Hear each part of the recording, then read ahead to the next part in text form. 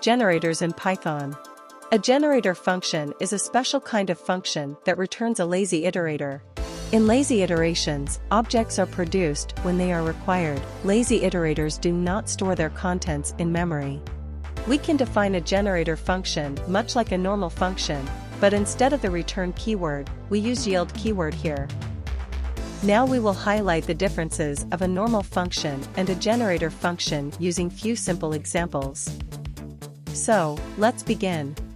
Here we are defining a normal function my_func_test.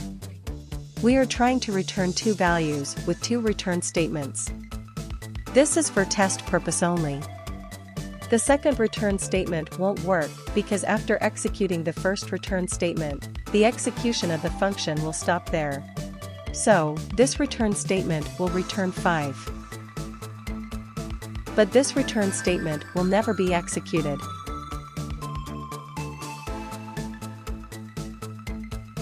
Let's call the my_func_test now and save the returned value in a variable f. Now let's check the object type of f. And it is an integer type. This is because the function has returned 5, which is an integer, right? We may check the value assigned to f. Yes, as expected, it is 5. Now, let's define another function my_gen_func. Here, instead of the keyword return, we will use the keyword yield. We are using two yield statements for returning two different values one by one. So, our function definition is complete. Now call this function and assign the returned object to a variable, g. What type of object is g? Let's check it. And, yes, it is a generator type of object. As g is iterable, we may use the built-in next function to access the next value from the iterable object. Let's check it. Yes, it retrieved the first value, that is, the value corresponding to the first yield statement. Let's try it once more. Yes, it has returned the value corresponding to the second yield statement. Let's check what happens if we call the next function once more. It fails and throws an error, stop iteration. That is, the iterable has reached its end.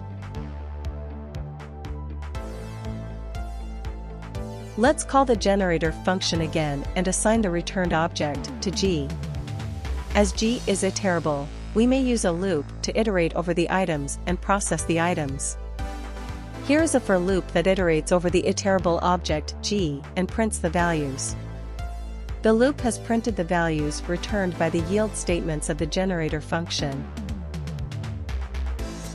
Now we know how a normal function and a generator function work in Python. Let's apply our knowledge in generating Fibonacci sequence, first using a normal function and then using a generator function.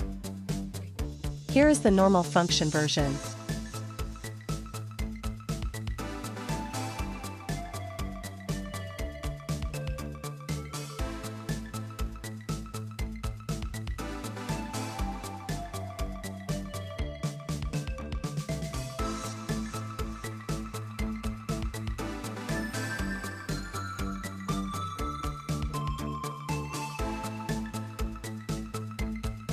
Let's call the function and assign the returned list of Fibonacci numbers to a variable Fibo_list. We have got our list of Fibonacci numbers. Let's write a for loop to iterate over the list and show the numbers.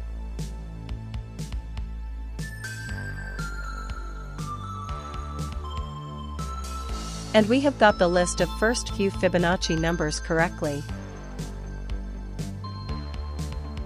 Before discussing the pros and cons of this function, let's move to our next version.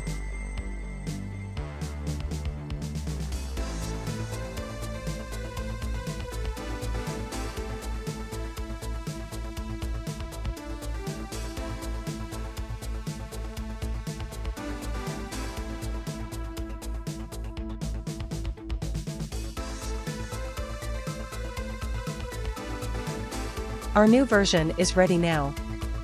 Let's call the function and generate the Fibonacci numbers.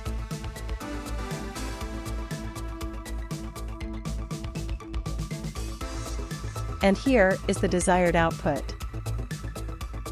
Now, you may wonder, why should we use the second version instead of the first one when both versions are producing the same output? For only a few Fibonacci numbers, there is no issue in any version, both works fine. But if we want to generate a large number of Fibonacci numbers, maybe in billions, then in the first version we may face severe low memory issue as all the items must reside in memory. That is, to work with large data set, the first version is not the right version. The second version, that is, the generator version, will not face this issue as the items will not reside in memory, rather individual numbers will be generated and returned one by one. Also, sometimes, we need to say the internal state of a function. In such situations, too, the generator function is our right choice. That's all for today's lesson. Later, we will use this concept for practical situations for handling large data sets. Thanks for watching. If you like this lesson, please share your feedback through likes and comments. Also subscribe this channel for such useful video lesson. Enjoy coding. Bye.